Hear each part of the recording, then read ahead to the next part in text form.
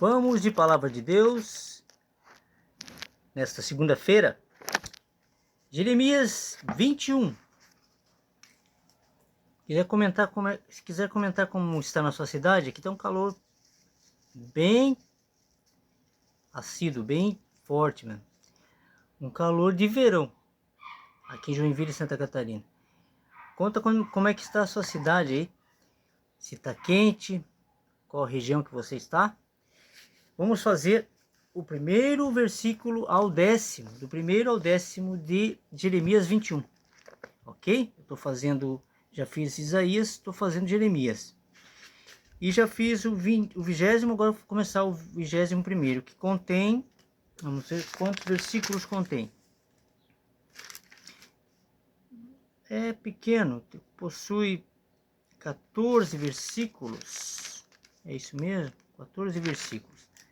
14 versículos. Se quiser acompanhar comigo, eu vou fazer 10 primeiros, depois eu faço os outros 4 versículos em outro vídeo, ok?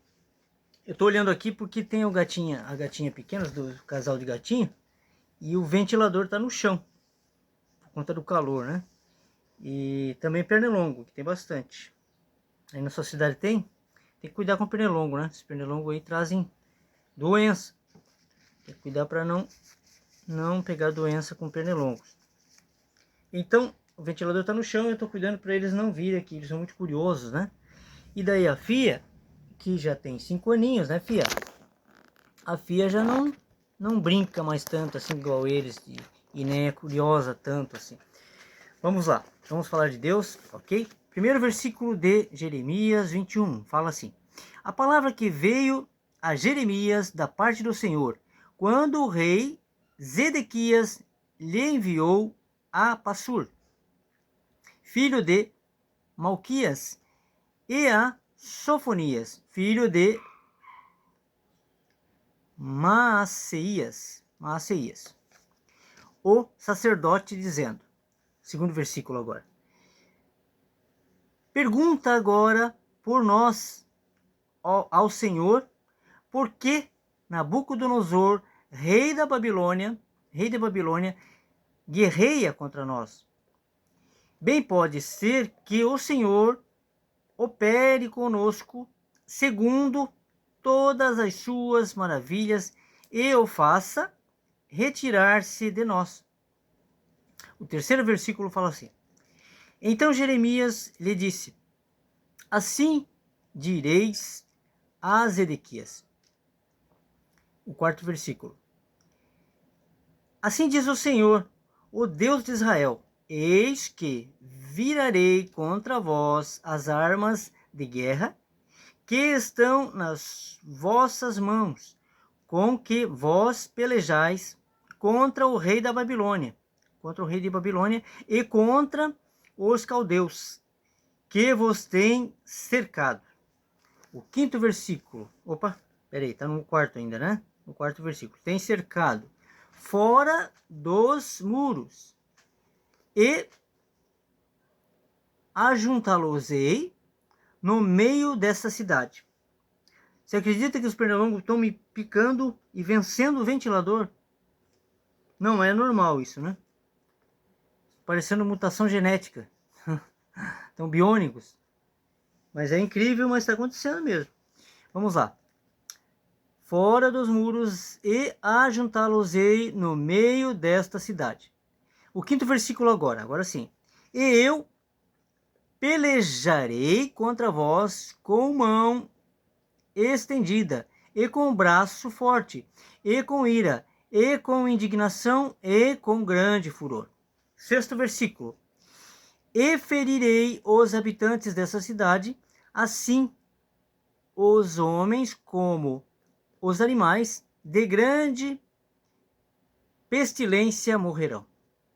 O sétimo versículo agora: e depois disso, diz o Senhor, entregarei Zedequias, rei de Judá, e seus servos, e o povo, e os que desta cidade restarem da pestilência, e da espada, e da fome, na mão de Nabucodonosor, rei de Babilônia, e na mão de seus inimigos. e na mão dos que buscam a sua vida, e feri-los-á a fio de espada. Perdão, é o vento, né? Ventilador, pó, gatos, né? Pelos também, ok? Feri-los-á a fio de espada. Não os poupará, nem se compadecerá, nem terá misericórdia. O oitavo, Deus está aqui, está como os dias de hoje, né? Deus está irado com Sodoma e Gomorra, que é a tal da Venesil, né? Brasil. O Brasil está igual Sodoma e Gomorra, se não pior. Mas isso terá um fim, né? Todos sabemos, quem acredita no que Jesus falou, sabemos disso. Vamos lá.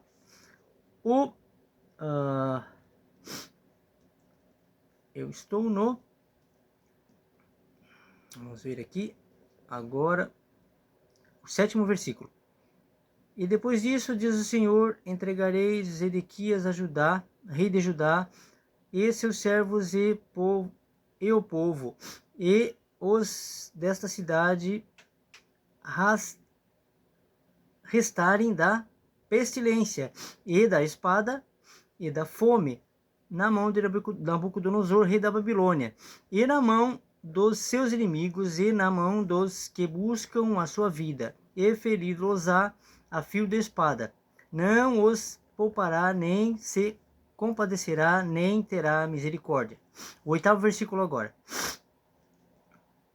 E a este povo dirás: assim diz o Senhor, eis que eu ponho diante de vós o caminho da vida e o caminho da morte. O 9º versículo e penúltimo desse vídeo. Olha só, tá me dando até rinite. Eu não sei o que é isso, mas eu acho que é isso, rinite. Porque por conta do vento, né? Vento e pelo no gato. Eles soltam pelo, por mais que a gente cuide.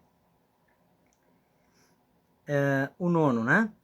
O que ficar nesta cidade há de morrer a espada, ou a fome, ou a pestilência. Mas o que sair e se render aos caldeus que vos têm cercado, viverá e terá a sua vida por despojo. O 10º, porque pus o rosto contra esta cidade para mal, e não para bem, diz o Senhor. Na mão do rei da Babilônia, se entregará a ele e queimará a fogo. Deus está irado aqui. Em Jeremias 21 fala, né? Jeremias todo aqui, Deus está tentando consertar o povo. Na verdade, Deus ele tenta consertar, né? Mas ele já sabe quem é quem. Ele sabe quem é filho dele e quem é filho das trevas. Então, quem mata, rouba e destrói, ele ou então, né? Comete outras heresias, como a gente vê hoje em todo o sistema religioso, que no tempo de Jesus era comércio e hoje da mesma maneira. E não só isso, né? Heresias a respeito de Deus também. Já falei, vou repetir em todos os vídeos aqui para se tornar algo conhecido, né? Não só eu, acredito que tem mais pessoas que já despertaram e que falam sobre isso. O templo não era para existir, né? Foi um erro de Davi ao interpretar erroneamente as palavras do profeta Natã, que, mandado por Deus, disse para ele não construir. Não é que talvez não construísse, é para não construir o templo. E que Deus o daria o templo perpétuo, que seria Jesus. E quando veio Salomão, ele construiu o templo erradamente, né? Tirou a Arca da Aliança e o tabernáculo, que estava no lugar onde Deus colocou, e levou para um templo de pedra, e aí começou toda a desgraça, né? E até hoje perpetua, né? Com templos de pedra que não tem a ver com Deus. Hoje em dia se fala até em homossexualismo na igreja. Eu vi vídeos aí esses últimos dias aí de heresia diabólica. casais de homens, pervertendo, né, a palavra de Deus. Mas isso por culpa exatamente de tempo. Jesus falou assim: onde houver 2 ou 3 em meu nome, lá eu estou. Está se referindo à família, né? A família. Não pessoas que você não conhece, pessoas estranhas que você não conhece, que você não sabe se estão cultuando naquele momento a Deus ou estão invocando o demônio, né? As religiões estão perdidas em maçonaria. Então, você deve seguir as palavras de Jesus, as palavras de Jesus desde o princípio. Antigo Testamento, Jesus disse que não veio para abolir a lei, e não veio mesmo, né? Então, o que está errado não é o Antigo Testamento e o Novo está certo, ou vice-versa. Sempre foi dessa forma, mas Jesus veio para explicar, e explicou o Antigo Testamento. E falta livro, hein? Aqui falta o livro de Enoque, falta outros livros, mas foi omitido de nós a verdade, né? Estava vendo vídeo ontem de pessoas que não conhecem a Deus e pessoas que são até ateias, né? Falando sobre o livro de Enoque sem saber o que estão falando. Falando coisas que, né? Falando o que está escrito, mas não saber interpretar, então não adianta, né? Não adianta. Então, largue mão do sistema religioso desta época, assim como Jesus, eclésia, Jesus tirou para fora e os que ele tirou o seguiram, faça o mesmo. Se você está num templo religioso, seja qual a religião que for, você está, por mais das melhores intenções que tenha, você está errado, você está seguindo um engano.